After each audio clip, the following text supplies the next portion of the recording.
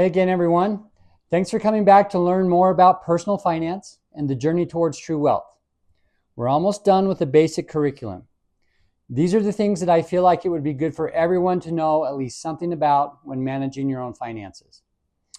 Unfortunately, they're not routinely taught in our medical education. Hopefully you found the information in these videos to be useful and valuable. Today, our topic is all about how to share your good fortune with others. Why is that an important topic on the journey of creating true wealth for yourself?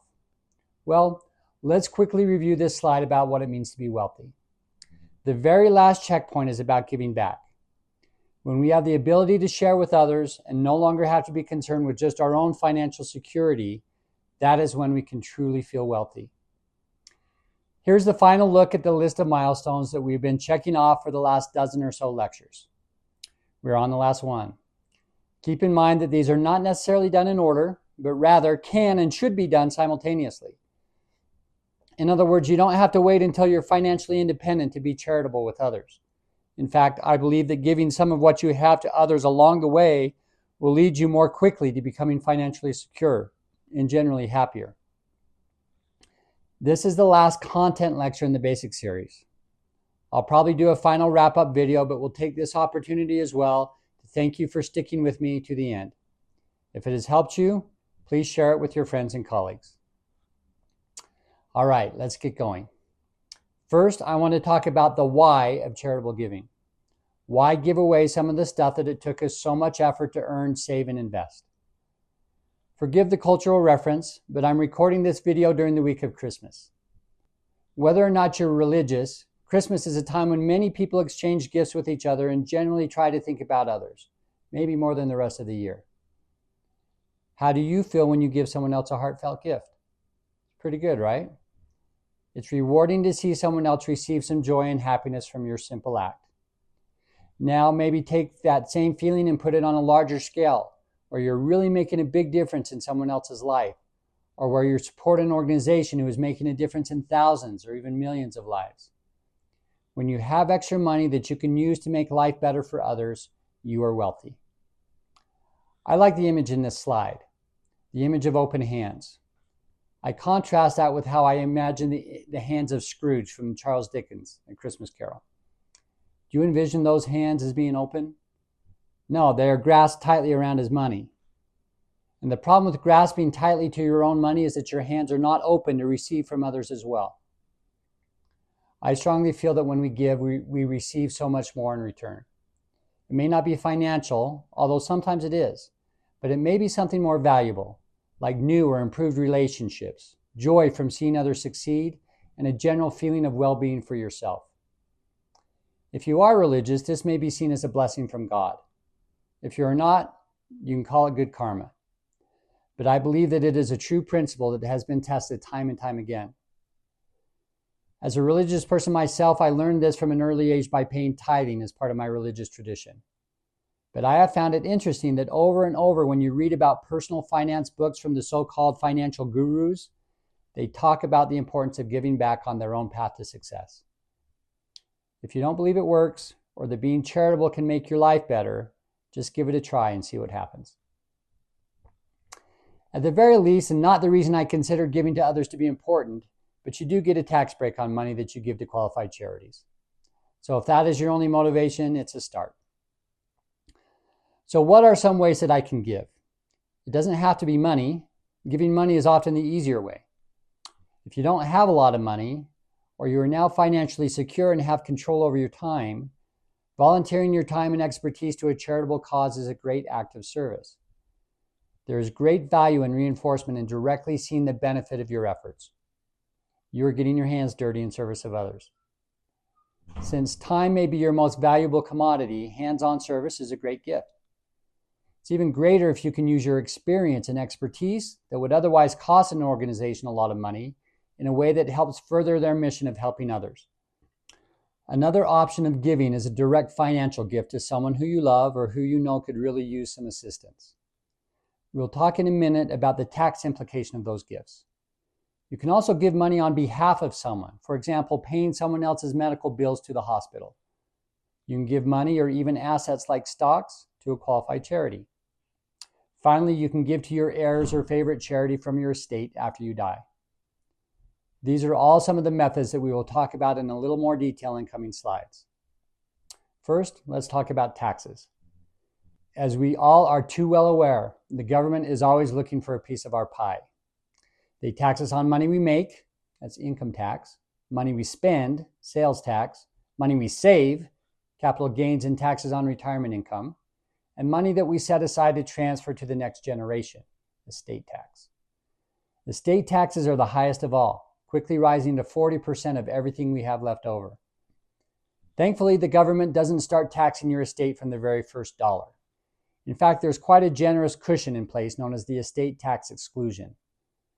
At the time of this video, at the end of 2024, it's $13.61 million per person. That means that your estate is not taxed until it exceeds that number. A related tax is called a gift tax and is the same amount. It's essentially the same thing. The government allows you to give away up to $13.61 million from your estate without charging taxes on it. This gift tax exclusion applies to gifts you give to individuals. There's an unlimited exclusion for your spouse and for qualified charities, meaning that the government never taxes you on those types of transfers. In addition to the lifetime gift tax exclusion, there's an annual gift exclusion. With this, you can give an annual gift to as many different people as you want, and it doesn't count toward that lifetime exclusion number. Currently, that amount is $18,000 per year in 2024. So you could give $18,000 to 10 different people in 1 year, or $180,000, and it would not count against your lifetime gift exemption of $13.61 million. That's a lot of tax-free gifting. To be clear, when you give a gift, you don't actually pay tax on the gift at that time. You just have to report it on a yearly tax form if it exceeds the annual exemption, and the balance accumulates each year. If at the end of your life you've exceeded $13.61 million of gifting, you can no longer exclude anything above that level from your estate, and you'll always pay taxes on it. What is the advantage of giving these lifetime gifts instead of waiting until after you die? Well, you get to see the benefit of your gift in real time, and that can be very rewarding.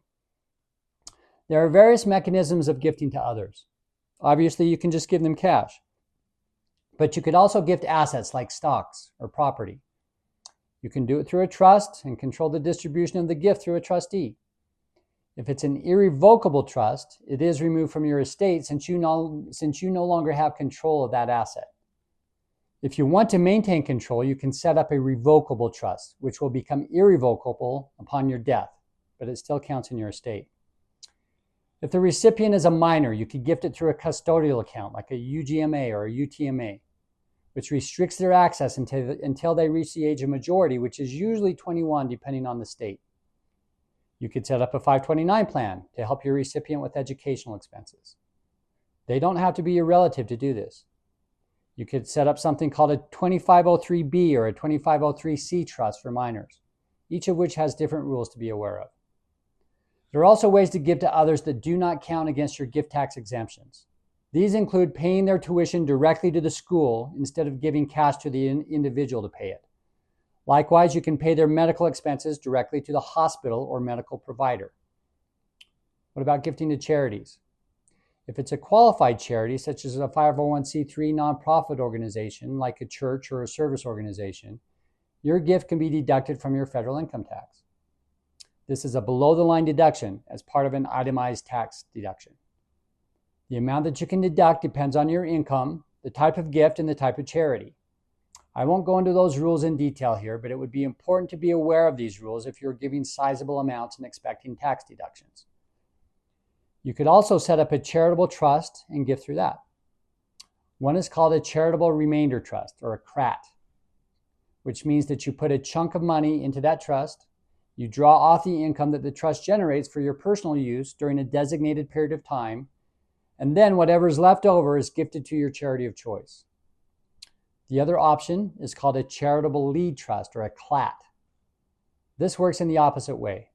You gift a chunk of money to the trust, the income goes to the charity, and you and your beneficiary gets what is left over. There are a variety of other mechanisms for gifting, including charitable gift annuities, pooled income funds, donor advised funds, or even establishing your own private foundation. All donations to qualified charities are excluded from your estate and not counted toward your lifetime gift tax exemption. Finally, let's talk about what happens if you wait until you die to distribute your assets to your loved ones. If you have more than $13.61 million in assets and you haven't done any gifting above that annual gift exclusion during your lifetime, the gift tax exclusion is applied. Everything over that gets taxed at 40%. The exception to that is if you leave everything to your spouse. There's an unlimited marital exclusion, but your spouse will ultimately have to pay the estate tax when he or she dies if it's over your combined exclusion of $27.2 million. Also, everything that you leave to charity is excluded from tax. Beyond that, you have to pay the tax for anything left in the estate. Now, if you know you're going to have an estate tax issue, you can lower the value of your estate by setting up an irrevocable trust for your beneficiaries. Since you now no longer have control over that money, it's removed from your estate and will be distributed according to the terms of the trust. It is considered a gift and counted against the gift tax exemption, but is no longer part of your estate and doesn't go through probate. Another option is called a generation skipping transfer, or GST, which is a gift to a relative that is at least 2 generations away from you, like a grandchild, for example. There is a separate tax calculation for GSTs. It also has annual and lifetime exclusions. It can get a bit complicated and worth consulting a financial planner or an estate attorney if you're in that situation. Bottom line is that most of us won't have an estate tax problem because our nest egg will not be that large. But the government can change the size of the exemption at any time, and more of us may face an estate tax issue. If that is you, consider lifetime gifts under the annual exclusion. Those are always tax-free. You can begin making other lifetime gifts up to that $13.61 million. After you die, whatever you have left over under that exclusion will be transferred without taxes to your heirs. Above that number, you pay taxes first before the transfer happens. But if you do end up owing some taxes on your estate, it means that you're worth a lot of money. So that isn't the worst situation in the world to be in. Estate problem or no, I encourage all of you to look for opportunities to give something back to those you love or those organizations or causes that you support. Doing so is a component of being wealthy. It means that you have enough and can spare some for others, whether it is your time or your resources. And I believe strongly that the good that you do in the world always comes back to you manyfold. So, that is the end of this lecture and the end of our list of milestones on the way to true wealth. There will be one more video after this one to wrap it all up. So stay tuned a little bit longer.